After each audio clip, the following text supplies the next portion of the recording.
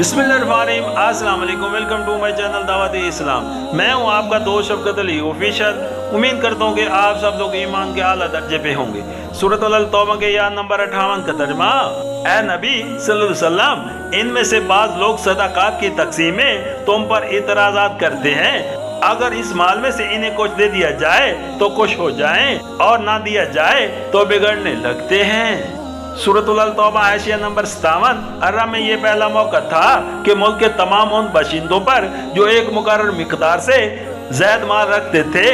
बाकायदा ज़कात ऐड की गई थी, और वो उन ज़राई पैदावार से, उनके मवेशियों से, उनके अमाल तिजारत से, उनके मदनियात से और उनके सोने चांदी के दगीरे से 2-2, 1%, 5%, 10% और 20% की मुख्तलिफ शरों के मुताबिक वसूल की जाती थी। ये सब अमाल ज़कात एक मुअज़्ज़म तरीके से वसूल किए जाते और एक मरकज पर जमा होकर मुअज़्ज़म तरीके से खर्च करते थे।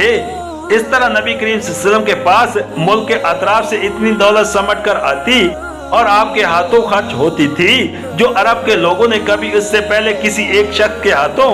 जमा और तकसीम होते नहीं देखी थी। दुनिया परस्त मुनाफिकीन के मुंह में उस दौलत को देखकर पानी भर भर आता था और चाहते थे कि इस बहते हुए दरिया से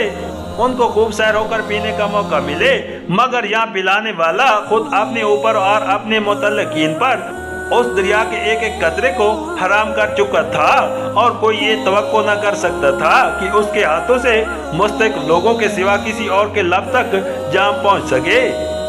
यही वो वजह है कि मुनाफिकीन नबी करीम सल्लल्लाहु अलैहि वसल्लम की तकसीम और सदाकात को देख देख कर दिलों में घुटते थे, और तकसीम के मौके पर आपको तरह तरह के इल्जामात से मालूम करते थे।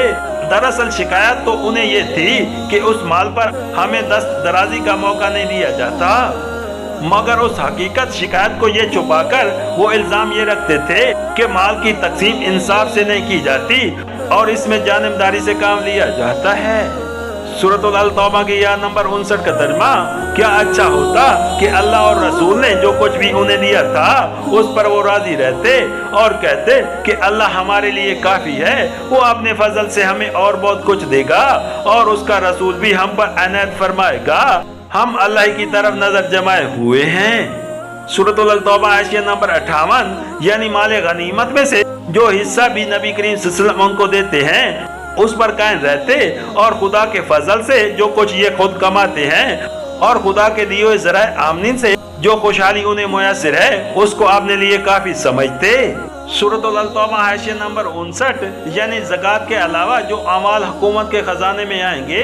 उनसे हस्बे इस्तिकाक हम लोगों को उसी तरह इस्तिफादा का मौका हासिल रहेगा जिस तरह अब तक रहा है। सूरतुल तौबा आयशिया नंबर 60, यानी हमारी नज़र दुनिया और उसकी मदा हकीर पर नहीं बल्कि अल्लाह और उसके फजलो करम पर है। उसी की कचनुदी हम चाहते हैं, उसी से उम्मीद रखते हैं, जो कुछ वो दे उस पर राजी हैं।